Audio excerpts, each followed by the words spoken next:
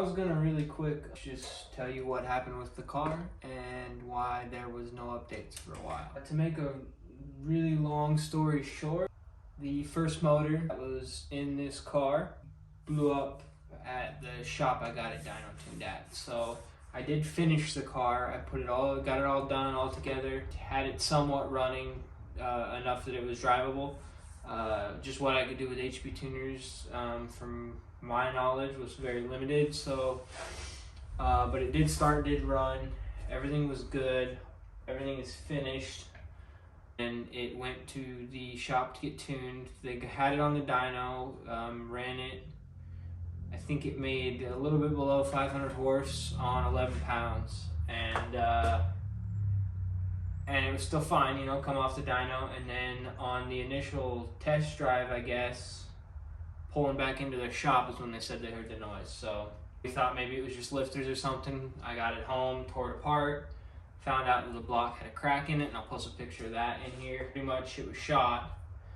There was a chunk out of the actual piston itself. So then once we found that out, I needed a different motor. Well, the shop that tuned my car was nice enough to give me a 5.3 that they had, and I believe it was out of a Suburban or something, I can't remember.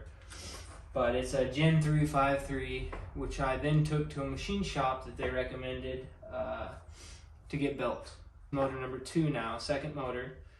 Got it freshly built, all forged internals, everything was solid, good to go. I ended up using the heads off the original LS1. Got that one all put together, got the motor put in, and I actually was getting ready to post a video on that where I had put the 500 miles on it, you know, break-in miles or whatever, before the shop could tune it, because I took it back to them to have them put a street tune on it so I could put the 500 miles on it, and that went great. With the 500 miles, didn't have a single issue. Put fresh oil in it. The oil looked good, you know, there wasn't anything in the oil, metallic flakes or anything like that. It was clean, very clean. Put fresh oil in it, brought it back to them, and then it happened again, believe it or not. This time it actually blew up on their dyno. He said he only made 4 pulls, and none of them were above 5,000 RPMs. So why it happened, I really don't know.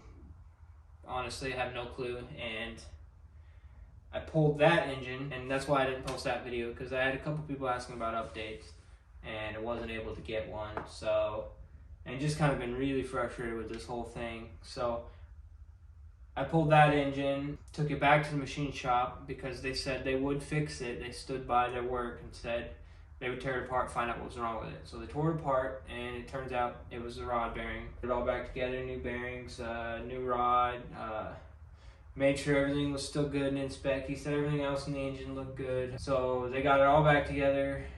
As far as basically a long block, I picked it back up and I put it back in the car. So now we are on engine number 3 in total.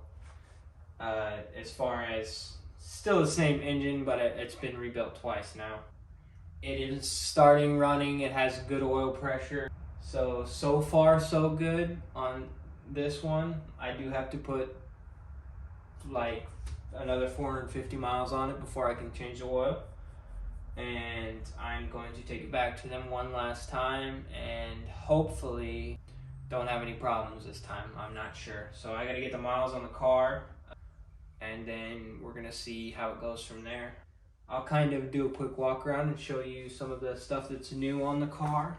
So yeah, you guys definitely didn't see the headlight. I might have posted it on Instagram or something by the time this video comes out, but I ended up just making that myself. There's a company that makes them, but for the amount of money they wanted for them to do it, I just figured I could attempt it myself.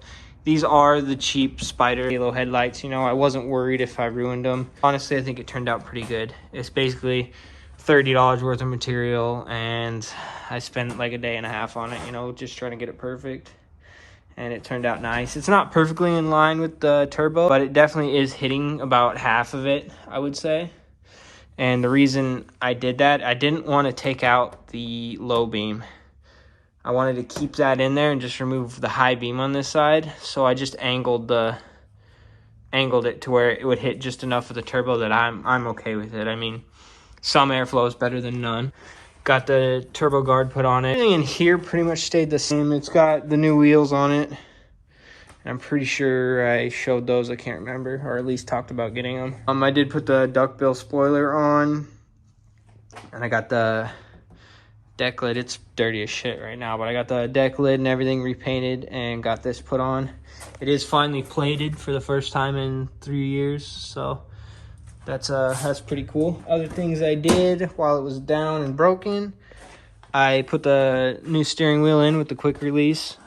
I don't know why, but I've always wanted a quick release in a car, like ever since I was 15 and started liking cars. So always wanted one, so I got one. I don't have any complaints about it other than I wish I didn't get such deep of a dish because it really does stick out like a lot. Other than that, I'm super happy with it.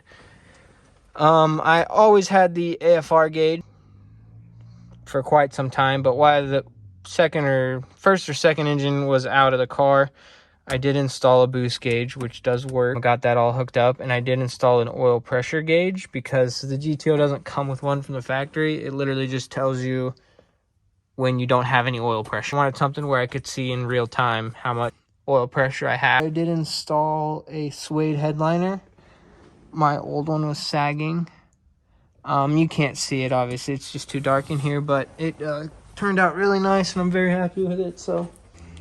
Only other thing I really want to do to the outside of the car is get the lower sap and repaint the front bumper because the front bumper is pretty bad. I got some dents and dings I want to take care of down the side. There's a pretty gnarly one in the door and one in the quarter as well. Other than that, just going to put the miles that I need to on the car. And I do want to get everything cleaned up, like on the outside. I'll probably buff it and all that stuff, but... yeah, I'm really hoping. This has been like a nightmare, if I'm being honest. I mean, I love working on the car, don't get me wrong. But to pull the engine 3 times was never something I really wanted to do, I guess. I mean, I was always okay to do it because I plan on keeping the car for a long time and continuing to dump money into it till, you know, till whenever. I mean, it's been an ordeal. And I'm pretty wore out on that fact, or that part of it anyway. I've been so focused on the engine, I can't do the rest of the stuff I want to the car. So I really hope that this time it works out and that I don't have any problems. I know a lot of people are going to say, well, what tuning shop are you using? It could be their fault, or the machine shop probably messed it up. And honestly, I don't know. I don't have an answer as to why they blew up any of the time. It's very easy to say, well, this person did it or this person did it, but I don't know what happened. So, yeah, I mean, all I can really do is hope, and I don't want to take it somewhere else at this point because I've already spent so much money at the shop that I've got it tuned at right now that at this point they're just willing to help me out and get it done, which makes sense. They kind of should, you know, but yeah, at this point I haven't had to pay them anything to finish up tuning it, because right now it's pretty dang close to tuned, I would say. It just needs that final little bit on the dyno to get it 100% dialed. I'm going to try and get a video of the thing on the dyno, but it's like every time I ask them to do it, they haven't, so I don't know. Hopefully I can get a video of it on the dyno, and I will post another video of what kind of power it makes and do a couple polls in it and stuff, get all that on video, maybe a race. I know a couple of people want to race it already. And then from there, you know, if this engine turns out good, then I'm going to start looking at transmission stuff and rear end stuff. You know, I just haven't been able to get to that part of the car because of the engine. So, yep, that is where we are at with the car. We are going to keep going, and hopefully this thing can make some power on the street real soon and actually hit boost. So that's going to be it. Thanks for watching, if anyone still is. And yeah, this video is pretty much just for that one guy that asked if there were any updates on it. So here's your update, man. She's still alive.